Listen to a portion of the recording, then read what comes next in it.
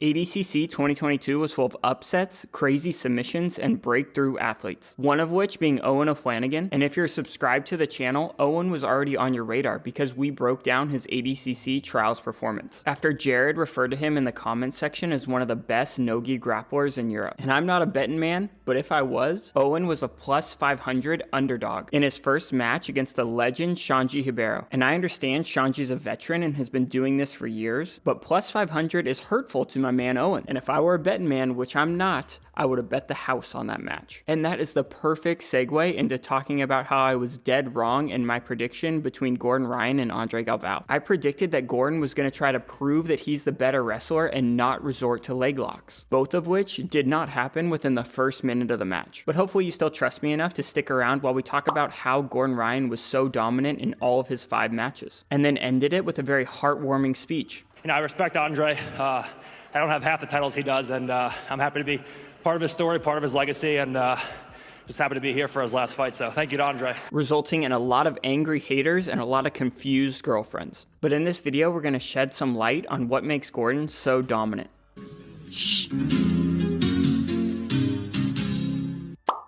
So while everyone's still riding the high from ADCC, I think a lot of people might be looking for ways to stay engaged with professional jiu-jitsu. So I thought this was a great opportunity to remind you of the events on the horizon. We have a stacked EBI event with tons of ADCC competitors on October 23rd. We have Mikey competing in one championship on September 30th. We have the Twisted Church event on October 22nd. And we also have season 4 of PGF starting on October 23rd, where athletes compete in 6-minute submission-only matches, leading to a lot of good jiu-jitsu where athletes are rewarded 6 points for a choke, 3 points for a break, and 0 points for a draw. And PGF partnered with Fantasizer to make the first ever jiu-jitsu league, where you go on the app, pick your players, and the team with the most points at the end of the season wins. So there are a few ways to keep watching high-level jiu-jitsu over the next couple months. And if you want to take your own jiu-jitsu to the next level, consider checking out Brandon's BJJ 365 subscription and use code JAKE for 25% off your first month to get a look inside Brandon's school and let him help you take your jiu-jitsu to the next level. So now let's talk about Gordon's historic ADCC performance. Leading into the event, we were talking a lot about Gordon's wrestling and how he's been weighing heavy on his opponent's head. Now in his first match, he pulled guard, but you can see he's still taking heavy collar ties, switching hands, heisting, just putting a lot of weight on his opponent's head. And this is something I noticed Cole Abate doing a lot as well. So the upside to this is that it's a good way to wear down your opponent, but the downside is that it leaves you vulnerable to things like a body lock pass. Now if you're feeling yourself a little bit, maybe you keep your elbows flared and bait your opponent into that body lock pass and go for a sumageshi. But it looks to me like the safest time to harass your opponent's head is when they go to this weave position. And you can see Cole going right away to his opponent's head and using that to harass his opponent's head and mess up his hair. And Felipe Pena did the same thing to Andre, where Andre takes that weave, Felipe takes a heavy collar tie, and JT Torres tells Andre, off your head, off your head.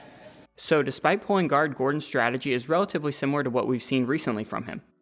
But then Gordon starts to set up this arm drag on the far side arm and uses it to work his way to the back. And Gordon loves this arm drag. He's used it for many years to threaten his opponent's back, but also to threaten sumageshis. And if his opponent does nothing, they just fall over. So naturally, they're going to want to prevent themselves from falling. And if they use their leg for base, it often results in an inside Senkaku entry. And if they use their arm for base, that leads to the famous shoulder crunch sumageshi.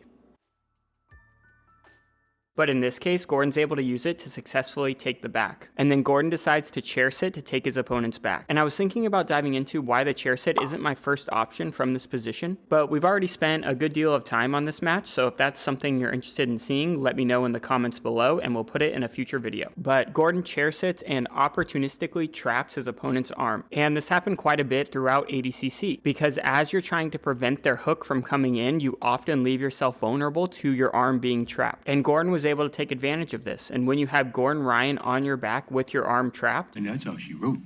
Now, moving right along to match 2, which is Gordon's second and final match of Saturday. I think Gordon wanted to get a little work in, that's why he came out wrestling. And it's actually his opponent that decides to pull guard. And now we get to see some beautiful guard passing, where Gordon's opponent kind of looks like he's going for a K-guard entry almost, and Gordon uses it as an opportunity to take a deep scoop grip and start to turn the corner. But his opponent does a good job of high-legging over and threading his foot into Gordon's armpit. And then Gordon does that classic pass that we've all probably drilled before, where he switches sides. But then as Gordon's turning the corner, his opponent does a great job of Granby rolling to recover their guard. And because Gordon is passing to his left, it makes sense that the Granby roll is going to be going to the left. And then Gordon basically says, okay, you go left, I'm going back right. And now Gordon finds himself past his opponent's legs. But just because we're past our opponent's legs does not mean we've passed their guard. Gordon found himself in a very similar situation, but he was on bottom against Felipe Pena. And things were starting to get a little intense, and Gary Tonin was like, dude, I'm not even wearing my Future Kimono's rash guard right now, I'm out. But Gordon was able to not only recover his guard, but end up on top. And when we go back to ADCC, you can see Gordon making sure his knee stays connected to his opponent's hip while he steps over into the mount, flattens his opponent out, gets an underhook, and walks it up to a single chest wrap. Are you not entertained?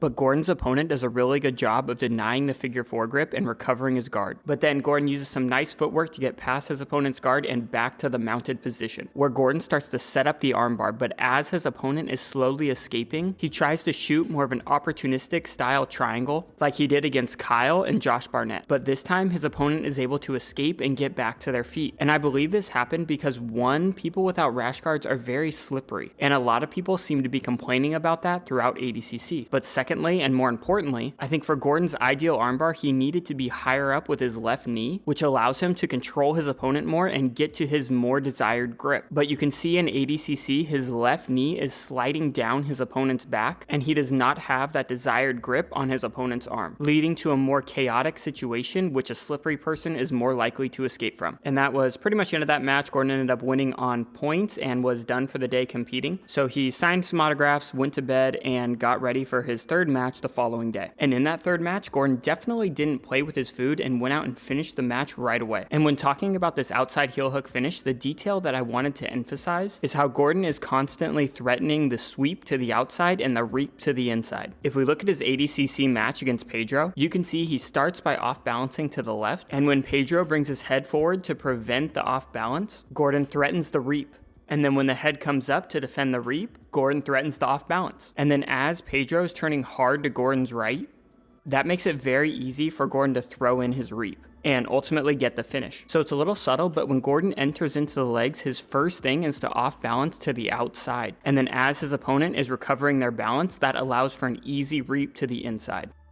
Now, I think a lot of us wanted to see a Gordon Ryan-Felipe Pena rematch in the finals, but I know everyone was so stoked, and if not more excited, to see Nicky Rod and Gordon Ryan going at it in the finals. Now, it's no secret that Nicky Rod loves the body lock pass. A lot of times what this means is grip fighting with this arm here and waiting for an opportunity to shoot in on the body lock. And you can see Fionn doing this as well, where she grip fights to set up that hand coming through to lock her hands around the body. But the question is, can Nicky do this against Gordon? And you can see him using that weave position and Gordon taking a heavy collar tie, forcing Nicky to push away. And you can see as Nicky's looking for those body lock passes, Gordon's hand is always on the inside. And he uses that hand to start setting up that far side arm drag that he loves so much. And as Nicky pulls out of that arm drag, Gordon takes a 2-on-1 grip on the opposite arm. And as Nicky goes to run, Gordon is so sticky and starts to invert from reverse De La Hiva. Now, as he pops out the other side, Gordon's reverse De La Hiva hook chops down on Nicky's near leg. The other option would be to put that reverse De La Hiva hook on the far hip, entering into what's called Ushiro reverse X guard.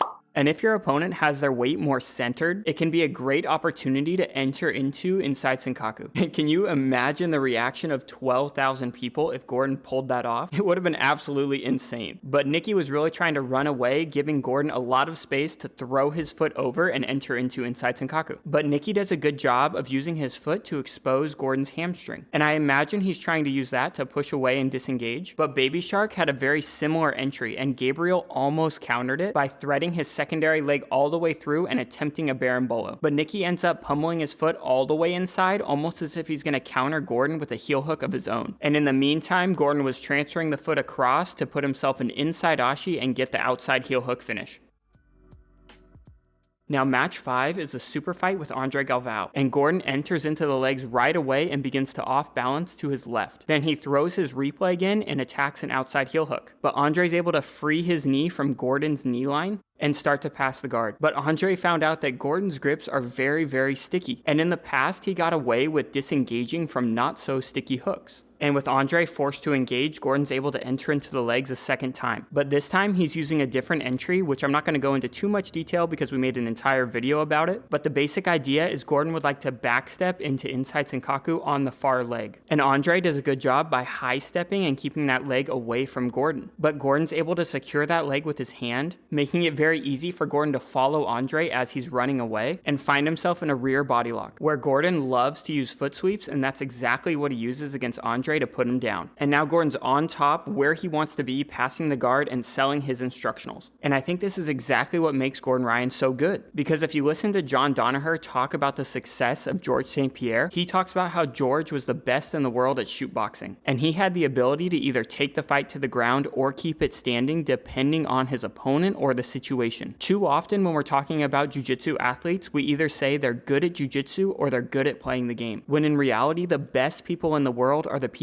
in the middle. They're the people that have so many skills that when you go to the drawing board and try and figure out what tactics to implement, the possibilities are nearly endless, which is why someone like Gordon Ryan can be so confident that he's going to win under any rule set. Your ability to embody tactics is dependent upon the skills you have to manifest them in the first place. You don't have skills, you talk all day about tactics. You're never going to be able to actually enact them.